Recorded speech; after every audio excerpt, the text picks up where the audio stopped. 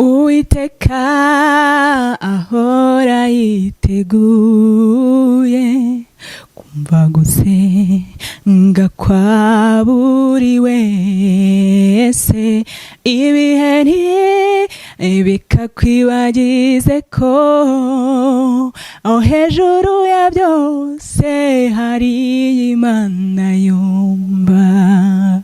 Senga wizeye urasubizwa nshuti, oh senga wizeye dufite ibihamya kuwo twiringiye ntirubasha, iyakoze ibindi ntigira bikora. Senga wizeye urasubizwa nshuti, oh senga wizeye dufite ibihamya kuwo twiringiye ntirubasha,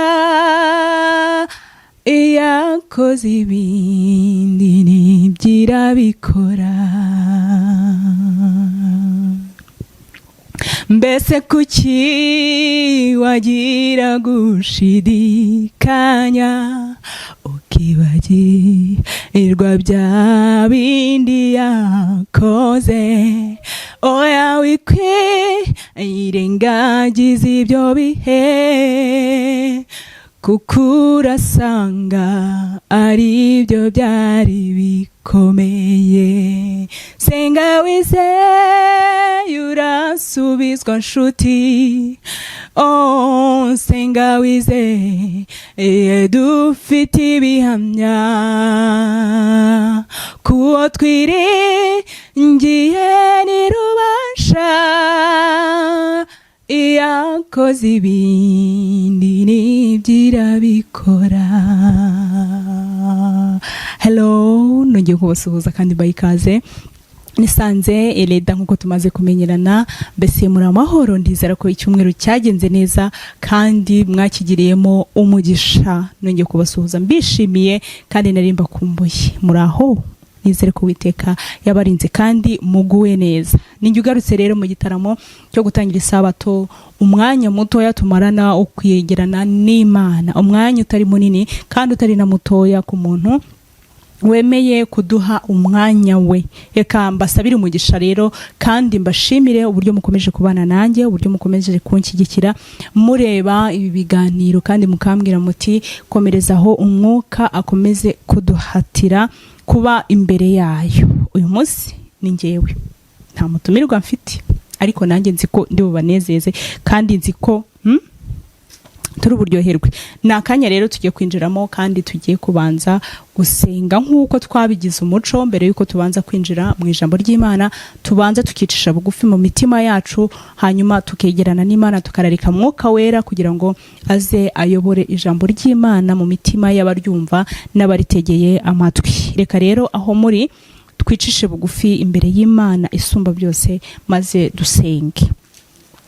Uhoraho Mana nziza, Imana ikiranuka, Imana y'ubutware no gukomera, Imana y'icyubahiro giheranije, Imana y'urukundo rutarondoreka, izina ryawe rihabwa icyubahiro. Tugushimiye ineza yawe n'ubuntu bwawe bana natwe, tugushimiye urukundo rwawe rutagajuka ku bana bawe wiremeye, uhabwa icyubahiro. Turakuraritse muri uyu mwanya rero tugiye kubumbura ibyanditswe byera kugira ngo uzubane natwe. Mwuka Wera arushaho kubana n'intekerezo zacu kugira ngo atwumvishe ibyo tugomba kumva, aduhindurire ibyo tutabasha kwihindurira twebwe ubwacu, kugira ngo yongere kudushyira mu cyerekezo cyerekeza kuri wowe, ubwo uri hafi kw'imingoma yawe bidatinze, twe kuzaguhunga ahubwo tuzagusanganire tunezerewe.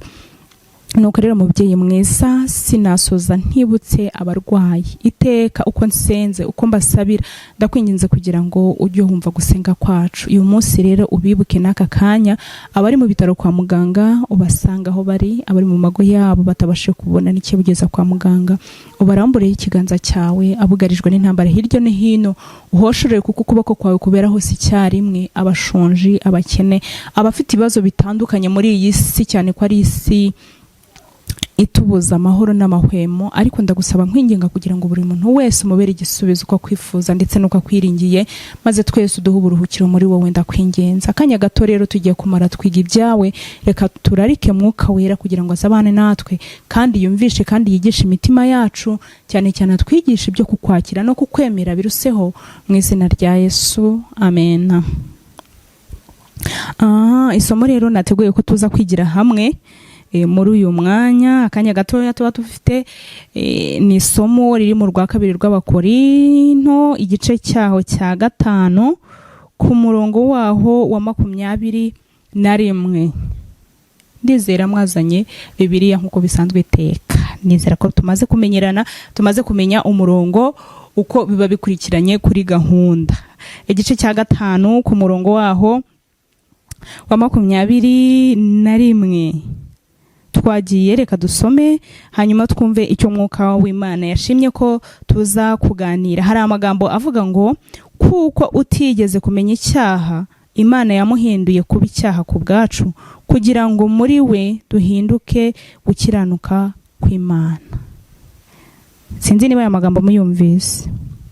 Kuko utigeze kumenya icyaha, Imana yamuhinduye kuba icyaha ku bwacu, kugira ngo muri we duhinduke gukiranuka kw'Imana. Reka dushimire Imana yo yemeye kutwambika gukiranuka twari twamaze gutakara. Reka dushimire Imana yo yemeye guhindura umwana wayo w'ikinege, ikemera kwisiga ubusa kugira ngo uwari wabaye igicibwa, uwari wabaye ntabwo yongera kugira agaciro mu maso y'Imana. Ni ibyiciro cyinshi rero kuba tugira amahirwe yo kuba tuvuga izina ry'Imana kandi tugahaguruka tukagenda tukahava ntacyo bitubwiye. Sinzi niba tubyumva. Utarigeze kuba icyaha cyangwa se utarigeze kumenya icyaha, utarigeze gucumura, utarigeze anabitekereza, Imana yamuhinduye icyaha ku bwanjye nawe, kugira ngo twongere kuba bizerwa n'ijuru, twongere kuba imbata z'Imana, twongere kugarurirwa agaciro. Bivuze ngo Imana yaradukunze kandi dukunda urukundo rutagajuka. Idukunda urukundo navuga ko rurenze uko tubitekereza. Nimba yaraturemye yagiraga ngo tuyiheshe cyangwa se tuyibere ab'ubutambyi bwera kugira ngo turusheho kwinezeza, ariko turanga turacumura. Ariko nyuma yo gucumura ntago yigeze itureka, ahubwo yaremeye iraducungura. Yaradukunze, imaze kudukunda iraturema, turacumura. Nyuma yo gucumura turacungurwa kubw'urukundo rw'Imana. Utarigeze kuba icyaha rero ku bwacu, cyangwa se utarigeze kumenya icyaha namba, yabaye icyaha ku bwanjye nawe, kugira ngo turusheho kongera guhabwa ubuntu, tugirirwe ubuntu, tugirirwe imbabazi, twongere kuba abana b'Imana, twongere kwitwa abana b'Imana. Hari abantu ngene bavuga ngo ni umukozi w'Imana. None ngiye kukubaza, uze kunyandikira muri comment ungire hagati yo kuba umukozi w'Imana no kuba umwana w'Imana wahitamo iki? Uze kumbwira. Njyewe nahitamo kuba umwana w'Imana, kuko ntekereza ko kuba umwana w'Imana, urugero tugiye ngiye gutanga, kuba umwana w'Imana no kuba umukozi w'Imana ndabigereranye no kuba wenda umukozi wo mu rugo. Reka mbivuge, abantu badufasha imirimo yo mu rugo. Sintekereza ko kuba ari umukozi wo mu rugo w'urwo rugo, reka mbyituko w'urwo rugo, hari ikintu ashobora gukora kikamuhindura umwana waho. Nirwo rugero numva natanga kugira ngo turusheho kubyumva. Hari abantu bagiye batangira bakambwira ngo ndurunga umukozi w'Imana uraho. Ngende umwana w'Imana.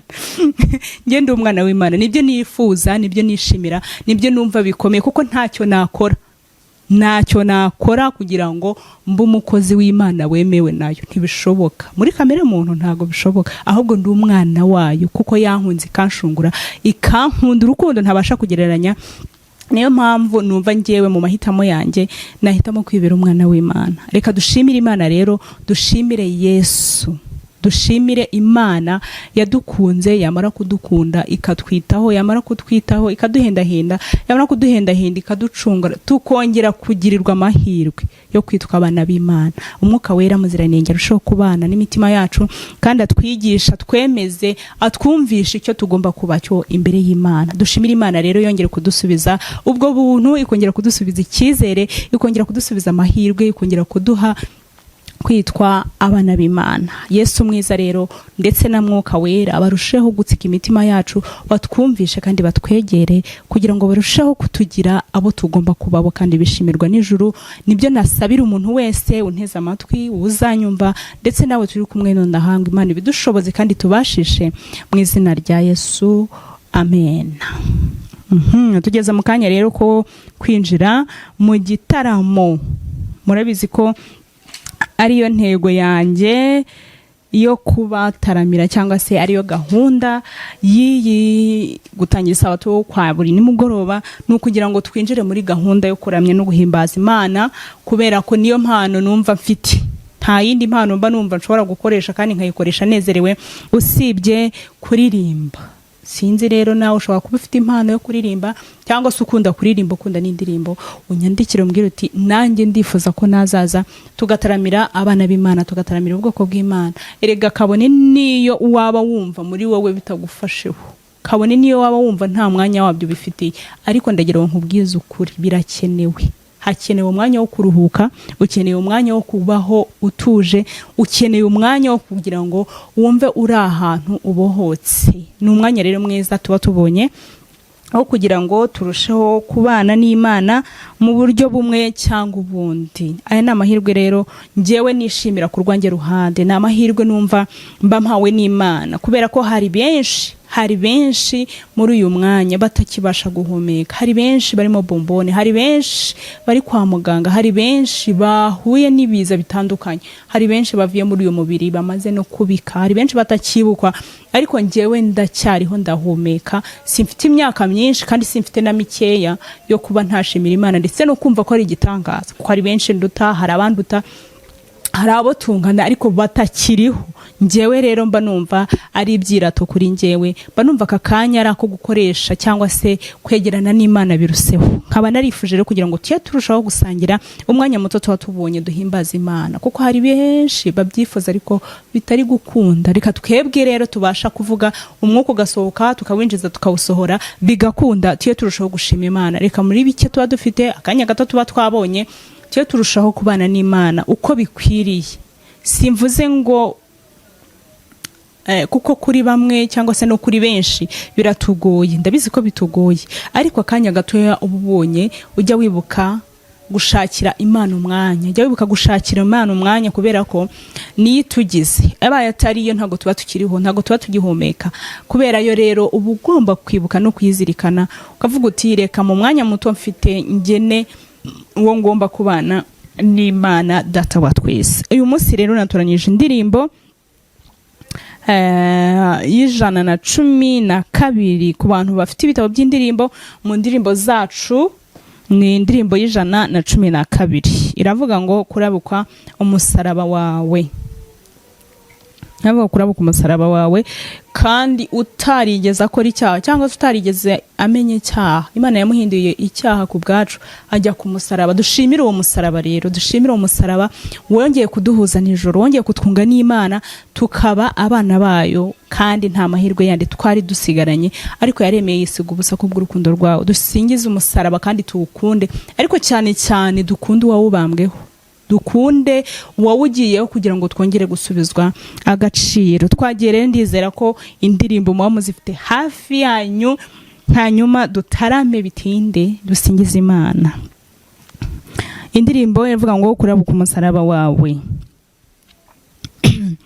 Kurabuka umusaraba wawe Mwami nibyo byambeshaho, sinita ku manjwe y'iby'isi, nteza agakiza ku musaraba. Kurabukwa igorogota nibyo bizambeshaho, mbega amahirwe yanjye yo kurabukwa Yesu.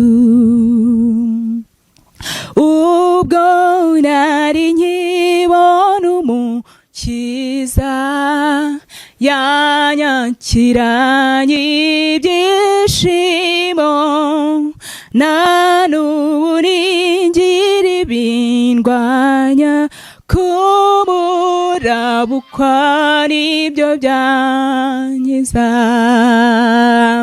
kurabo kwigorogota nibyo bizambeshaho mbega amahirwe yanjye yo kurabukwa Yesu nzajya mpanga amaso umusaraba kandi nkwiringire rwose nta utumira umusaraba wari wigeraneshwa n'umwanzi kurabo kwigorogota nibyo bizambeshaho mbega amahirwe yanjye yo kurabukwa Yesu mbega amahirwe yo kurabukwa Yesu mbega amahirwe yo kurabuka umusaraba kuko ari we twacunguriweho. Indi ndirimbo nahisemo tuza kuririmba indirimbo y'108. Indirimbo y'108 rero niyo tugiye kukurikizaho ndetse ari nayo turi busorezeho ivuga ngo Yesu umwungeri mwiza. Yesu ni umwungeri mwiza mu buryo bwose, araturarika, araduhamagara uko twaba tumeze kose twitegure kandi twitabe. Hari igihe ari ryo jwi ushobora kumva mu buzima bwawe akaba ari nabwo bwa nyuma uryumvise. Icyo dusabwa rero ni ukwitaba irarika ry'Imana. Aho uryumviye Imana iba yiteguye kumva ndetse no kutwakira uko tuje, uko turi kose yiteguye kutwumva. Indirimbo rero y'108 navuga ngo Yesu umwungeri mwiza. Yesu umwungeri mwiza. Yesu umwungeri mwiza aragutarura ngo winjire mw'ishyo rye niho uzaruhukira ngwino ugifite ubusore ngwino ukiri muto injira uzarindwa rwose ntuzagira icyo uganya aragutarura n'urukundo ati wampabewe ngwino nsanga dore umukiza arategereje Yesu umwungeri wanjye Yesu umwungeri mwiza yarakwitangiye araguhamagara ati nyabuna ngwino gira bwangu uve mu kaga ntugumye kwijyana injira uzarindwa rwose wibere mu mahoro aragutarura n'urukundo ati wampabewe ngwino nsanga dore umukiza arategereje Yesu umwungeri wanjye reka kurangiriza isega yateye